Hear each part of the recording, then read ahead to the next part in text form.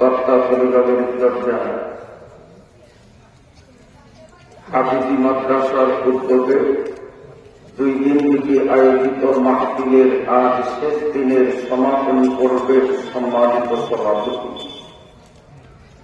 মুআজ্জাজ উলামায়ে হযরত তোলাবায়ে হাদিস, সম্মানিত মুরব্বিগণ, রাত প্রায় 10:30টার কাছাকাছি। 10:15 10:30টায় আমরা সাধারণত মাহফিল সমাপ্তি ঘোষণা করি। সেই সময় মঞ্চে আসলাম। এখন বয়ান করা বা বয়ান শোনা মন মানসিকতা আমারও না থাকা আর আপনাদেরও না থাকা, এটাই বাস্তব।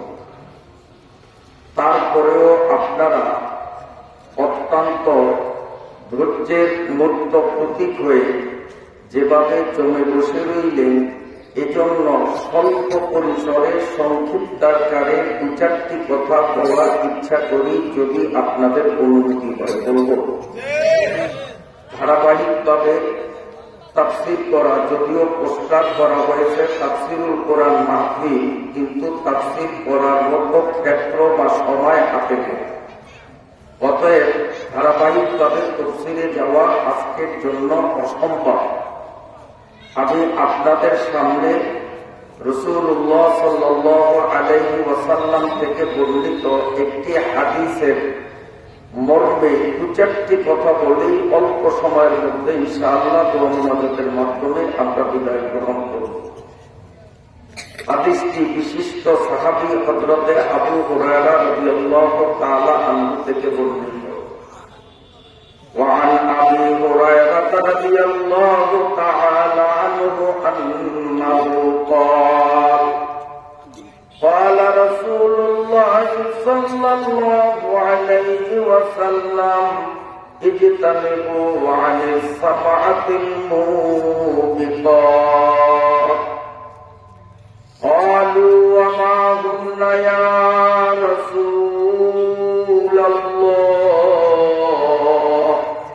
قال الشرك بالله والسحر وقتل النفس بغير الحق وأكل الربا وأكل مال اليتيم والتولي يوم الزحف والقذف وقذف المحسنات المؤمنات الغافلات أو كما قال عليه الصلاة والسلام। হাদিসটির অর্থ বোঝা যাতে আমাদের জন্য সহজ হয়, এজন্য একটি উদাহরণ দিল। আপনার একটি গুদামঘর আছে।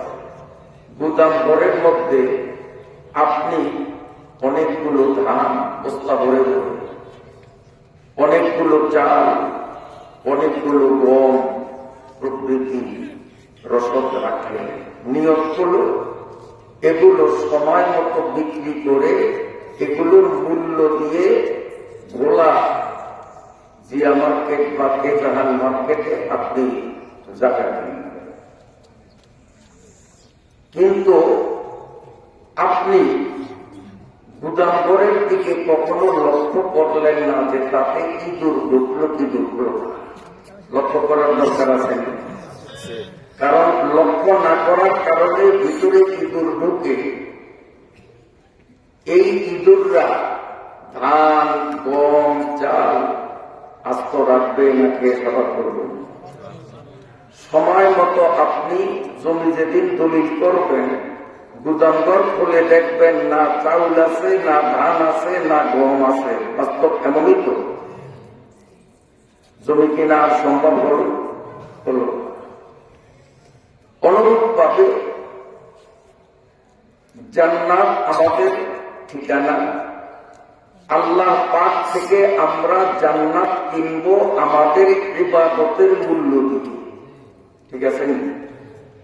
জান্নাত আল্লাহ ফিরি দিবেন না, ইবাদতের মূল্য পরিশোধ করে আল্লাহ থেকে জান্নাত কিনতে হবে। ইবাদত নামাজ, রোজা, হজ, যাকাত, দান, খয়রাত ইত্যাদি এই ইবাদত, এগুলো হলো ওই ধানের বস্তা, গমের বস্তা, চাউলের বস্তা।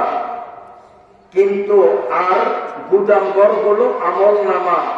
আমি নামাজ পড়লাম, রোজাও রাখলাম, হজও করলাম, উমরাও করলাম, যাকাতও দিলাম, দান খয়রাতও করলাম, কিন্তু আমার এই আমলগুলোর যে গুদাম আমল নামা, সেখানে ইঁদুর ঢুকলো কিনা আমার সতর্ক থাকা দরকার আছে। ইঁদুর তাও একটা আর দুইটা না, পঠিত হায়াত হাদিসের আলোকে প্রতীয়মান আমাদের আমল নামা নামক গুদাম করে আমলগুলো খেয়ে সাবার করার জন্য 7 প্রকারের ইঁদুর ঢোকে। কয় প্রকার? যদি আমরা সতর্ক না থাকি, এই 7 প্রকারের যে কোনো একটা ইঁদুর যদি ঢুকে, তো আমার নামাজ, সারা জীবনের নামাজ সব খেয়ে শেষ করবে। হাসরের মাঠে আমল নামায় 1 রাকাত নামাজ পড়ে পাবো। আমি 10 বার হজ করলাম, ওই ইঁদুর আমার হজ সব খেয়ে শেষ করে দিবে। আমি লক্ষ টাকা দান খয়রাত করলাম, 7 প্রকারের ইঁদুর আমার এই দান সবটাও খেয়ে শেষ করবে। সেদিন আমার কপালে আর জান্নাত জুটবে। বন্ধুরা আমার, সেই 7 প্রকার ইঁদুর কি? আমি যে হাদিসটি পড়েছি, এই হাদিসে রাসূলুল্লাহ সাল্লাল্লাহু আলাইহি ওয়াসাল্লাম বর্ণনা করেছেন। সবিস্তার ব্যাখ্যা দেওয়ার মতো সময় নেই, আগেই বলেছি। সূচি আকৃতিতে অতি সংক্ষিপ্ততার পথ চয়নে আমি 7টি জিনিসের পরিচয় আপনাদের মাঝে একটু করিয়ে দিতে চাই। ইঁদুর 7টা কি মধ্যে আছেন? তাহলে আমরা দেখব যে 7 কিসিমের কোন এক প্রকারের ইঁদুর আমার আমলনামায় ঢুকলো কিনা। যদি না ঢোকে, আগামীর জন্য সচেতন থাকবো। আর যদি দুর্ভাগ্যবশত আমার আমলের গুদামে 7 কিসিমের কোন কিসিমের ইঁদুর যদি ঢুকে থাকে, তাহলে ইঁদুরে মারা লাগবে না। কতক্ষণ ইঁদুর মারা লাগবে না? গুদামে ইঁদুর ঢুকছে, তখন বিষ প্রয়োগ করিয়া ইঁদুর মারা লাগে না? وعن أبي هريرة رضي الله تعالى عنه أنه قال قال رسول الله صلى الله عليه وسلم اجتنبوا عن السبعة الموبقات।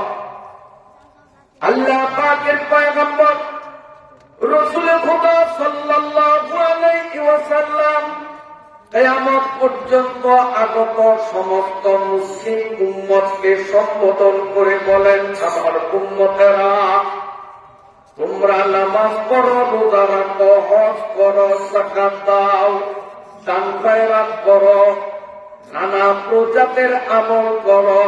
এই আমলগুলোকে খেয়ে ধ্বংস করার মতো 7টা ইঁদুর আছে। এই 7 ইঁদুর থেকে তোমার গুদামঘর পরিষ্কার রাখতে হবে। কোন ইঁদুর যেন তোমার গুদামে না ঢুকে। 7টার কোন একটা ইঁদুর যদি ঢুকে, তাহলে তোমার নামাজ শেষ, তোমার রোজা শেষ, তোমার হজ শেষ, তোমার জিকির আজকার শেষ। কিয়ামতের আদালতে আল্লাহর দরবারে তোমার আমল নামায় দেখবা কিছু নাই, সব ঢুকে গেছে। ক্বালু ওয়া মা হুন্না ইয়া রাসূলুল্লাহ। সাহাবা ইকরাম জানতে চাইলেন, ওগো আল্লাহর পয়গম্বর, যে 7 প্রকারের ইঁদুর আমাদের আমলগুলো খেয়ে অসার করে দেয়, বিনাশ করে দেয়, এই ইঁদুরগুলো কি একটু কি আমাদের বুঝিয়ে বলবেন? আল্লাহ পাকের নবী বলেন, ওয়ালা আশরিকু বিল্লাহ। 1 নম্বরের ইঁদুরের নাম হলো শিরক। 1 নম্বর ইঁদুরের নাম কি বলে? শিরক। আপনি 10 বার হজ করলেন, 25 বার উমরা করলেন, যাকাত নিয়মিত দেন, লক্ষ টাকা দান খয়রাত করলেন, সেই সাথে একটু মাজারে গিয়ে একটা সেজদাও দিলেন। এই যে কারণ মুসলমানদের এই মাথা নোয়াবার মতো জায়গা একটাই, আল্লাহ পাকের কুদরতি কদম। আল্লাহ পাকের কুদরতি কদম ছাড়া কোন নবী রাসূলের মাজারে সিজদা চলবে না। নবী রাসূলগণ জীবিত থাকতেও তাদের সিজদা করা সম্ভব ছিল না। নবী রাসূলদের ইন্তেকালের পরে তাদের মাজারেও সিজদা চলে। হাজি আসেনি দিয়েছেন একজন হাজি সাহেব নাই এখানে আজকে উনি আছে, সামনে নাই, পিছনে আছে। মাশাআল্লাহ। হাজি সাহেবকে আমি জিজ্ঞেস করি, হাজি সাহেব হস্ত করছেন, মদিনা গেছেন না? আচ্ছা, নবীজির রওজায় সিজদা কয়টা দিয়েছেন? কথা কথা নবীজির কবরে সিজদা দিয়েছেন? অন্য কেউ দিতে দেখছেন? আল্লাহ পাকের নবী যখন পৃথিবীতে নবীজি জিন্দা ছিলেন তখনও নবীরে কেউ সিজদা করতে পারে নাই। 1500 বছর হয়ে গেল আল্লাহর নবী দুনিয়া থেকে বিদায় নিয়েছেন। হাজী সাহেব সাক্ষী, আল্লাহর নবীর রওজার সামনে যায় শুধু সালাম আর দোয়া কালাম, সেখানে সিজদা চলে না। আল্লাহর নবীর মাজারে যখন সিজদা চলে না, তাহলে লেংটা বাবার মাজারে সিজদা এটা শিরিক নাকি? কথা বলেন না কেন? আল্লাহর পয়গম্বর বলেন শিরকু বিল্লাহ।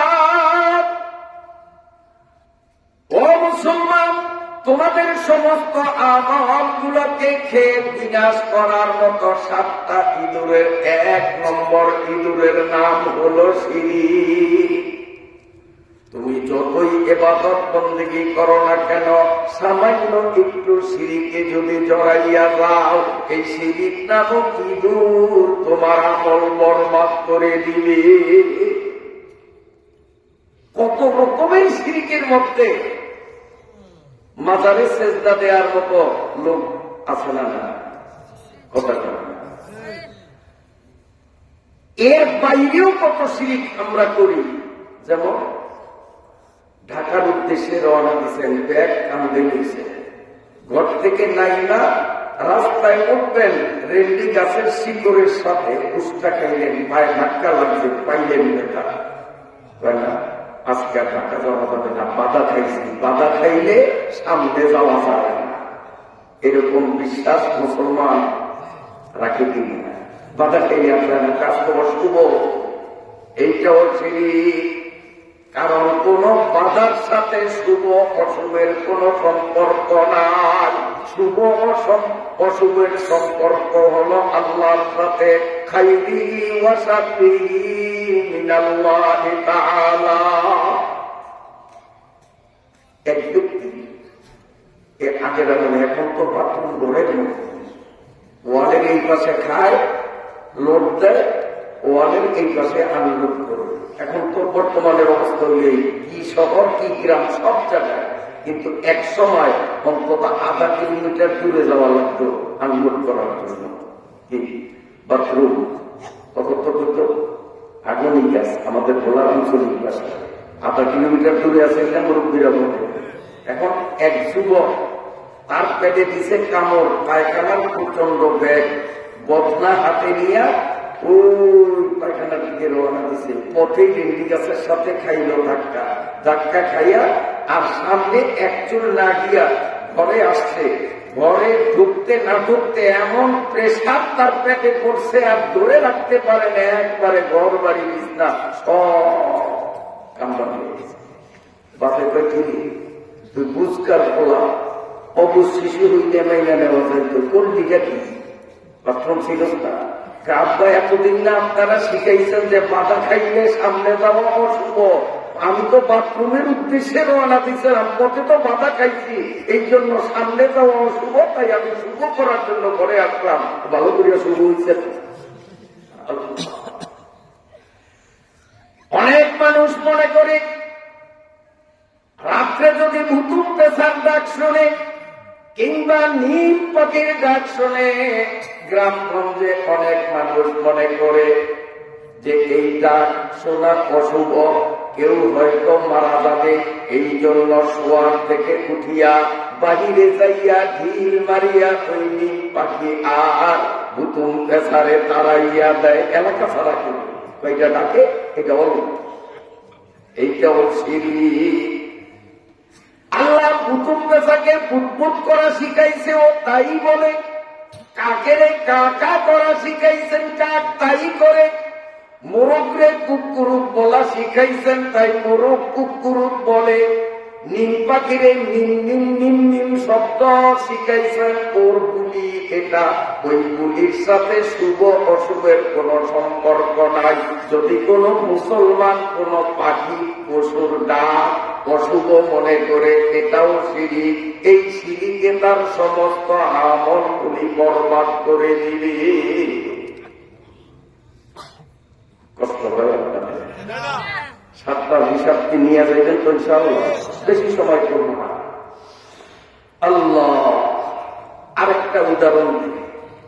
আপনার নতুন বিআই, খুব চমৎকার উদাহরণ। মোবাইল করছে ব্যবসা, এই 1 তারিখে আপনার বাড়িতে আসবো। হ্যাঁ ঠিক আছে, ব্যয় আমার কবুল, আসেন। ব্যয় আগমন উপলক্ষে আপনি ভালো পয়সা খরচ করছেন, বড় একটা প্লেট, এদিকে ব্যয়ও আইসা গেছে, বড় একটা প্লেটের মধ্যে এই গরুর গোস্ত বোনা, এই খাসি বোনা, এই দেশি মোড়ক, এই ফার্মের মোড়ক, এই পাশে হইল পাকিস্তানি মোড়ক, তারপরে কাতলা মাছ, আরো কত কিছু আপনি সব সাজাইলেন।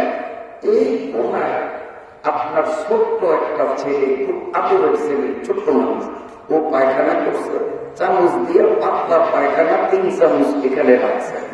এরপরে বেআইন সামনে ওই প্লেটটা আইনা যদি বলেন, বেআইন এটা গরু, এটা খাসি, এটা মুরগি, এটা দেশি মুরগি, ওইটা পোল্ট্রি, এইভাবে যদি দিতে দিতে পর্যন্ত আসেন, তো বেআই বলবে সব কয়টা হিসাব পাইলাম, এই দেখেন এই যে একটুখানি দেখা যায়। আমার একটা পোলা ছোট্ট, খুব আদরে, খুব মায়া করি, প্লেট যখন সাজাইতেছিলাম, ছোট্ট পোলাটায় সরব করে একটু পাতলা পাকাটা ওইখান থেকে মাত্র 2 চামচ। বলেন তো, এই যে এত উন্নত প্রজাতির সুস্বাদু খাবার সাজানো, সেই সাথে পরিমাণে কম, 4 চামচের 2 চামচ পায়খানা, আপনার বেআই মাথার নাক বল্টু যদি টাইট থাকে, উনি কি ওই প্লেটের খানা খাবেন? কথা বলেন, ওই খানার কোন ভ্যালু আছে? এই জন্য দার্শনিকরা বলেন, nature is the symbol of the creator. আপনি লক্ষ টাকার মজাদার খাবার গুলো সাজিয়েছেন, লক্ষ লক্ষ টাকার খাবার, কিন্তু এক কর্নারে সামান্য একটু পায়খানা রাখলেন। ওই এক পায়খানায় আপনার লক্ষ টাকার খাবার গুলো অখাবার হলো কিনা? বেআইয়ের কাছে কোনো মূল্য নাই।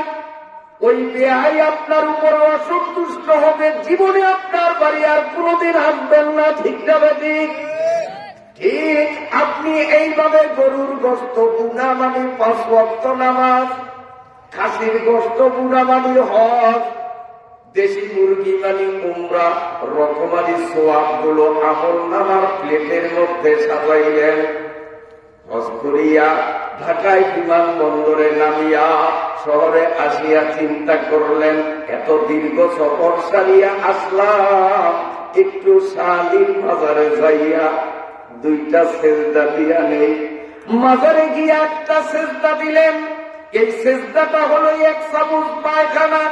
এই 1 চামচ পায়খানা আমল নামার প্লেটের মধ্যে এক কোনায় রাখার কারণে আপনার যত নামাজ, রোজা, হজ, যাকাত, উমরা, দান, খয়রাত, জিকির, আজকার, দোয়া, কালাম, এগুলো সব রকমারি উন্নত মানের দামি জিনিস ওই 1 ফোঁটা শিরিক, 1 চামচ শিরিকের পায়খানা দেখে আল্লাহ রাব্বুল আলামিনের কাছে এই আমলগুলোর কোনো মূল্য থাকবে না। নামাজ পড়িয়াও কপালে বোঝো, হজ করিয়াও হাজী সাহেবের ঠিকানা জাহান্নাম। ইজতানিবু আনিস সাবাতিল মুবিকাত ক্বালু ওয়া মা হুম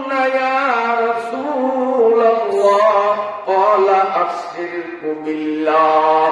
আল্লাহ নবী বলেন, এরে উম্মত, তোমার সারা জীবনের ছোট বড় ফরজ, ওয়াজিব, নফল সমস্ত দামি দামি ইবাদত গুলোর যে 7টা ইঁদুরে খেয়ে ফেলে, 1 নম্বর ইঁদুরের নাম হলো শিরিক। মাজারে যাই, বাবা 5টা মায়ার বাঁধেছি, পোলার মুখ দেখলাম না, বাবা আমার একটা পোলা দাও, এরকম বলে কি বলি না। পোলা দেওয়ার ক্ষমতা ওই খাজা বাবা জীবিত থাকতেও তো তার ক্ষমতায় ছিল না, এখন তো মইরা গেছে, কবর খুঁজলে তার হাড্ডিও পাওয়া যাবে না, তার অস্তিত্ব পাওয়া যাবে না। এই অবস্থায় পোলা দেওয়ার ক্ষমতা কি তার আছে? পোলা দেওয়ার ক্ষমতা কার হাতে? যদি কিছু চাইতে হয় কার কাছে চাওয়া লাগবে? এ মুসলমান, আল্লাহর কাছে চাইতে হবে।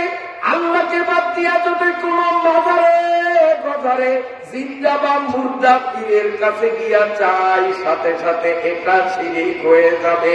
এই শিরিক যদি আমার আমল নামার গুদামে ঢুকে, আমার সারা জীবনের সমস্ত ইবাদত গুলোকে শেষ করে দিলে শেষ পর্যন্ত জান্নাত কেনার মতো কিচ্ছু হাতে থাকবে না। অবশেষে জাহান্নামই হবে আমার শেষ পরিণতি। নাউযুবিল্লাহ। আল্লাহ পাকের নবী বলেন, আল্লাহ পাকের রাসূল সাল্লাল্লাহু আলাইহি ওয়াসাল্লাম বলেন, 2 নম্বর ইঁদুরের নাম হলো জাদু। জাদু বুঝেন? ম্যাজিক। ম্যাজিক, যে ম্যাজিক দেখে না অনেকে, ম্যাজিক, জাদু, এগুলো সেহের, জাদু। জাদুর দ্বারা মানুষের ঈমান থাকে না। আল্লাহ পাকের নবী বলেন, তিরমিজি শরীফের হাদিস, আল্লাহ পাকের নবী বলেন, মান আতা হাদিরান আও ইমরাআতান ফি দুবুরিহা আও কাহিনান ফাকাদ কাফারা বিমা উনজিলা আলা মুহাম্মদ। জোরে বলুন নাউযুবিল্লাহ। রাসূলুল্লাহ অন্য হাদিসে, তিরমিজি শরীফের হাদিস, তাফসীরে খাজেনের মধ্যে এই হাদিসটির উদ্ধৃতি আছে। আল্লাহ পাকের নবী বলেন, উম্মত রে, 3টা বড় মারাত্মক ব্যাধি, মারাত্মক দোষ, এই 3 দোষের কোন একটা দোষ যার মধ্যে থাকবে, সেই ব্যক্তির নাম মুমিনের দৃষ্টির থেকে কাটা যাবে, কাফেরের অন্তর্ভুক্ত হবে। 3 জিনিস ইমানদারকে কাফের বানাইয়া দেয়, ইমানদার আর ইমান থাকে না। আল্লাহ নবী 3টা জিনিস এভাবে বললেন। 1 নম্বর, মান আতা হাইজান, স্বামী আর স্ত্রী বৈধ বিবাহের মাধ্যমে তাদের সম্পর্ক, কিন্তু স্বামী তার যৌন ক্ষুধা মেটাবার জন্য স্ত্রীর বায়ু পদ্ধতি ব্যবহার করে পায়খানার রাস্তায় তার যৌন চাহিদা নিবৃত করে, আল্লাহর পয়গম্বর বলেন, সঙ্গে সঙ্গে ওই মানুষটা বেঈমান হয়ে যায়। 2 নম্বর, স্বামীও বৈধ, স্ত্রীও বৈধ, শরীয়ত সম্মত নিয়মে তাদের বৈবাহিক সম্পর্ক একেবারে 100%, কিন্তু ওই স্ত্রীর মাসিক পিরিয়ড চলতেছে। স্বামী যৌন উত্তেজনাকে নিয়ন্ত্রণ করতে না পেরে মাসিক চলাকালীন স্ত্রীর সাথে যদি যৌন ক্ষুধা মিটায়, আমার নবী বলেন, সঙ্গে সঙ্গে সে বেঈমান হয়ে যায়। 3 নম্বর, যেই ব্যক্তি জাদুকরের কাছে যায়, ম্যাজিশিয়ানদের কাছে যায়, জাদুকরের কথা বিশ্বাস করে, ম্যাজিশিয়ানদের কথায় আস্থা রাখে, আল্লাহ নবী বলেন, সেও সঙ্গে সঙ্গে বেঈমান হয়ে যায়। ঢাকায় গুলিস্তানে গেলে দেখা যায় 10 টাকা দিলেই কবুতর দিয়া ভাগ্য গণায়, কবুতরে কাগজ একটা চোখে নিলেই এটা করতে দেয়, এই এতটা হারাচ্ছে, এতটা গেছে, সামনে এতটা আছে। গুলিস্তান দেখছেন নি আপনারা? এগুলো সব হারাম, এগুলোর দ্বারা মুমিন আর মুমিন থাকে না, কাফের হয়ে যায়।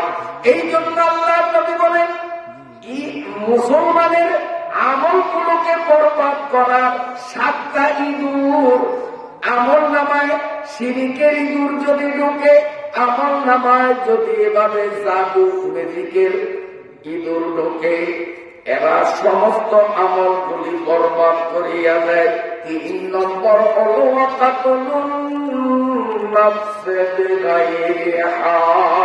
অন্যায় ভাবে কোন মানুষকে হত্যা করা।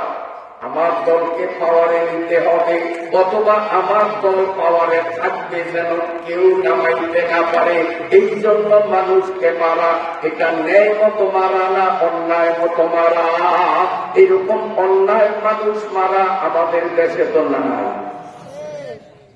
আল্লাহ পাকের নবী বলেন 3 নম্বর হলো অন্যায় ভাবে মানুষ হত্যা করা। এই অন্যায় ভাবে মানুষ হত্যা করা, এটা তো আমি বললাম। আরো একটা অন্যায় ভাবে মানুষ হত্যায় আমরা অনেকে জড়িত, অথচ আমি যে হত্যা করছি এটুকু চেতনাও আমার নাই। বলবো এটা বর্তমানে সন্তান যাতে দুনিয়ায় আসতে না পারে, এই জন্য তারা কি করে, তারা ভেসেক্টমি, লাইগেশন, পেন্থার, আরো কত রকম জন্ম নিরোধ পদ্ধতি ব্যবহার করে জন্ম নিয়ন্ত্রণ করার জন্য, সন্তান যাতে দুনিয়ায় আসতে না পারে এই জন্য জন্ম নিয়ন্ত্রণ বড়ি খায়। এগুলো যারা খায় তারা অবাধে স্বামী স্ত্রী যখন মেলামেশা করে, ওই মেলামেশায় তাদের যেই পানি আউট হয়, এই পানির দ্বারা আল্লাহ মানুষ বানাইতেন। বড়ি খাইয়া ওই পানিটারে মাইরা দিছে যাতে সন্তান পেটে তৈরি না হয়। এইটাও অন্যায় ভাবে মানুষ হত্যা করা। এই অন্যায় ভাবে মানুষ হত্যা করার প্রবণতা যার মধ্যে আছে, চাই জিন্দা মানুষের মানুষ, অথবা যেই বীর্য দিয়ে মানুষের দেহ নির্মিত হবে, এই বীর্যকে জন্ম নিয়ন্ত্রণ পদ্ধতির মাধ্যমে ধ্বংস করা হোক, উভয়টাই অন্যায় ভাবে মানব হত্যা। এই অন্যায় ভাবে মানব হত্যাটাও একটা ইঁদুর আমার জীবনের সমস্ত আমল বরবাদ করে দিবে। এগুলো আমাদের দেশে আছে না? আগে তো বলছে 2টি সন্তান যথেষ্ট, এখন বলে 1টি হলে আর 2টি লাগে না। কয়দিন পরে হয়তো বলবে যে 1টিরও দরকার না। আমার ভাইরা বাবাদেরা, রাত গভীর প্রতিটি পয়েন্টের বিস্তারিত বিশ্লেষণ করার দরকার ছিল। এগুলো সময়ের তাগিদে বলতে হয়। আমি সময়ের গভীরতার প্রতি লক্ষ্য রেখে অত্যন্ত সংক্ষিপ্ততার পথ চয়ন করে বলতেছি। 1 নম্বর হলো শিরিক, 2 নম্বর হলো বেশি, 3 নম্বর হলো অন্যায় ভাবে মানুষ মারা, 4 নম্বর কমুনি।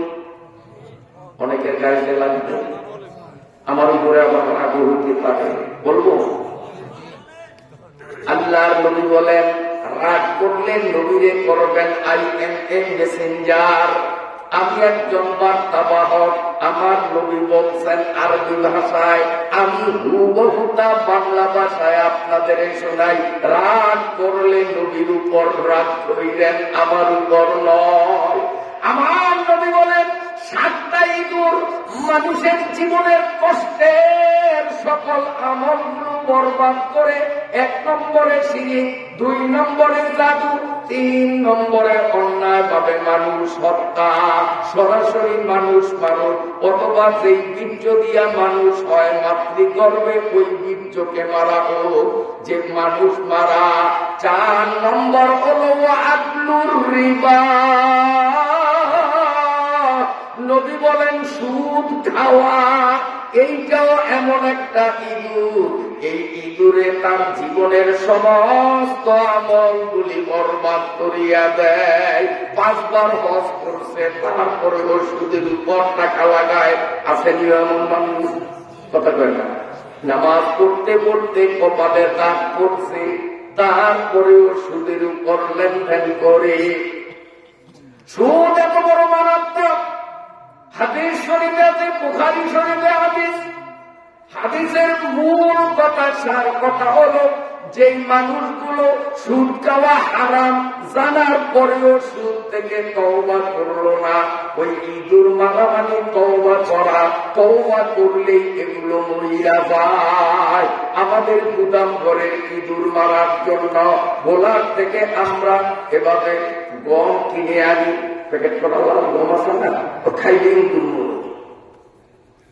আর এই 7টা ইঁদুর যেগুলো আমার আমল নামা বরবাদ করে, এগুলোরে মারার জন্য যে কীটনাশক, এই কীটনাশকের নাম হলো তওবা। যদি আমি শিরক করে থাকি, যদি আমি অন্যায় কাজ করে থাকি, যদি আমি আমার বৈধ স্ত্রী আল্লাহ না করুক শয়তানের প্ররোচনায় পায়ু পথে কাম ক্ষুধা নিবৃত করে থাকি, স্ত্রীর পিরিয়ড চলাকালীন যদি আমি স্ত্রী গমন করে থাকি, জীবনে কখনো যদি আমি গণক ম্যাজিশিয়ানদের কাছে গিয়ে থাকি, ইঁদুর কিন্তু আমার নামায় ঢুকছে। এই ইঁদুরকে মারার জন্য আজকে 2 দিন ব্যাপী মাহফিলের আখিরি মুনাজাতে আল্লাহর কাছে তওবা করব। এই তওবাটাই হলো ইঁদুর মারার ওষুধ। তওবাই ইঁদুর মারার ওষুধ। আমার ভাইরা বাবাজিরা, আল্লাহ নবী বলেন, আমি মেরাজের সফরে যখন গেলাম, জাহান্নাম পরিদর্শন করলাম।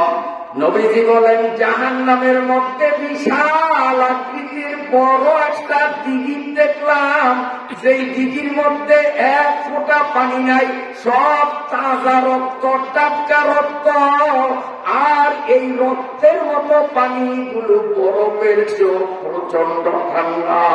আল্লাহ পাকের নবী বলেন, আমি দেখলাম ওই বরফের চেয়েও ঠান্ডা রক্তের মতো লাল টকটকে পানি, ওই পানির মধ্যে একটা মানুষ ডুবো উঠতেছে। এই মানুষটা যখন এই পাশে পূর্ব পাশে উঠবে, একেবারে কুলের কিনারে আসে সাঁতার কাটতে কাটতে, এই কিনারা থেকে উপর থেকে এক বলিয়ান ব্যক্তি বড় একটা পাথর মারে। ওই পাথরের আঘাত খেয়েছে আবার মাঝের দিকে যায়, যাইয়া যখন পশ্চিম পাশের কিনার দিয়া ওঠার চেষ্টা করে, ওই দিক থেকে আরেক ব্যক্তি তার দিকে পাথর মারে। আবার সে সাতটাইতে মাঝে আসে, আসার পরে আবার দক্ষিণ পার দিয়া ওঠার চেষ্টা করে। যখন পারের কাছাকাছি যায়, ওই দক্ষিণ পার থেকেও আরেকজনের প্রচন্ড পাথর মারে। ওখানে পাথর খাইয়া আবার মাঝের দিকে আসিয়া উত্তর দিক দিয়া ওঠার চেষ্টা করে। কুলের কাছাকাছি আসলেই আবার একজন এভাবে পাথর মারে। 4 কুলে 4 জন বলিয়ান ব্যক্তি প্রচন্ড পাথর নিয়ে দাঁড়ানো। আল্লাহ পাকের নবী বলেন, আমি ফেরেশতাদের জিজ্ঞেস করলাম, ও ফেরেশতারা, বরফের চেয়েও ঠান্ডা, রক্তের চেয়েও লাল এই বিষাক্ত পানির মধ্যে লোকটারে এভাবে কষ্ট দেওয়া হচ্ছে, এর অপরাধটা কি? ফেরেশতারা জানাইয়া দিল, নবী গো, এরা আপনার উম্মতের এমন মেয়ে মানুষ, পুরুষ মানুষ, সুদ হারাম এই কথা জানার পরেও যারা সুদ থেকে তওবা করে নেয়, এদেরকে 1,00,000 কোটি বছর এইভাবে রক্তের পানিতে ডুবানো হবে। কিতাবের মধ্যে লেখে, জাওয়াহির হিন্দি নামক কিতাবে দেখেছি, আল্লাহ রাব্বুল আলামিন হযরত দাউদ আলাইহিস সালাতু ওয়াস সালামকে বললেন, ও নবী দাউদ, কিয়ামত পর্যন্ত দুনিয়ার আগত মানুষগুলোরে তুমি জানাইয়া দাও সুদ হারাম। জিকির করেন মুহাম্মাদুর রাসূলুল্লাহ। কষ্ট হয়েছে বন্ধুর কয়টা? 7টা গেল, কয়টা?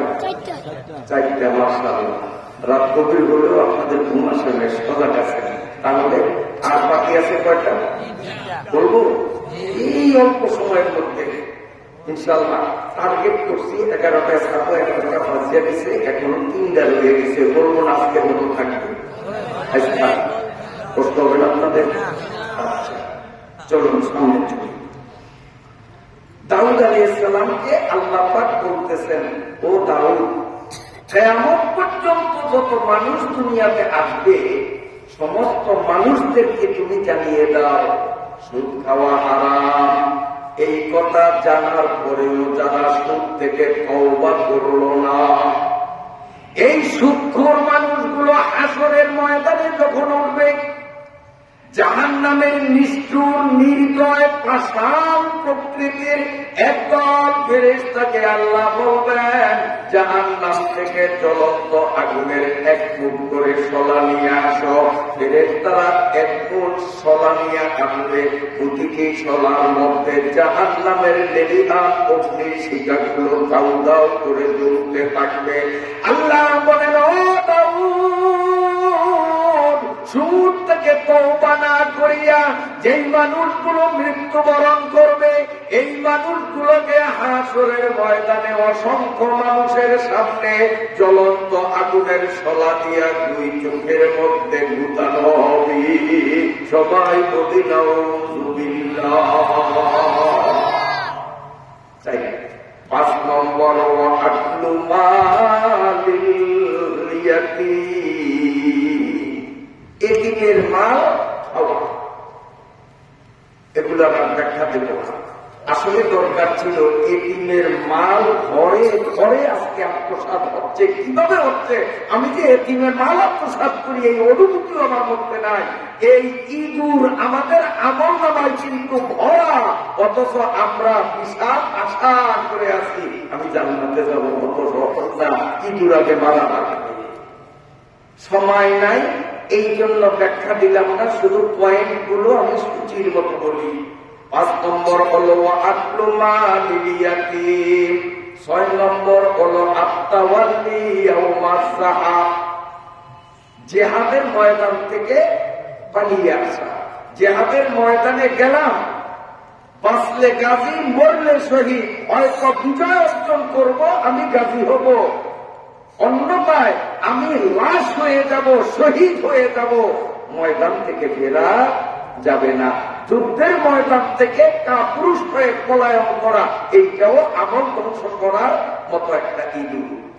7 নম্বর হলো ওয়াকাফুল মুহসিনাতিল মুমিনাতিল গাফিলাত, সতী সাধবী নির্দোষী মেয়েদের নামে মিথ্যা অপবাদ দেওয়া, এগুলো আমাদের সমাজে আছে। কেমন? মনে করেন হুজুর ছেলে বিয়ে করে, এই হুজুরের মেয়ে সম্বন্ধে তথ্য নিশ্চে আসছে, কথার কথা এক্সাম্পল দিয়ে বুঝে। এখন হুজুর আসলেন, এই হুজুরের মহল্লায় আইসাই বাড়িতে ঢোকার আগে আশপাশ থেকে একটু খবর নেই, নেই আশপাশ থেকে একটু খবর নিয়ে দেখি তো পাশের বাড়ি একজন নিয়েছে, হুজুরের সাথে আত্মীয়তা করতে চাই, মেয়েটা কেমন? আমার তো প্রতিবেশী না, হুজুরও সম্মানী মানুষ, মেয়েটাও মাশাআল্লাহ দেখতে শুনতে কম না, সুন্দরী, তবে কেমনি যে বই যত লজ্জা লাগে, তারপরও জিজ্ঞাসা করছেন না বললেও পারি না।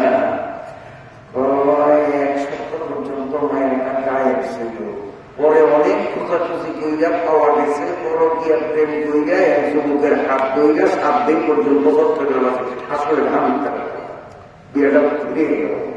এরকম আসেনি এগুলোতে ঔষধ দিতাম, বর্তমানে চিত্রটাকে তুলিয়া ধরতাম, যাতে ইঁদুর মারা কীটনাশক ঔষধ অর্থাৎ তওবার জন্য আমরা প্রস্তুত হতাম। কিন্তু গরিব আমাদের দেয় না। যেটুকু বলছি এটুকু আমার রুচি, বাকিরে বলছি আমার আপনার অভ্যাসের পরিপন্থী বলছি, কারণ এত গভীর রাত ওয়াজ করা আদৌ আমরা সমীচীন মনে করি না, আর করা উচিত না।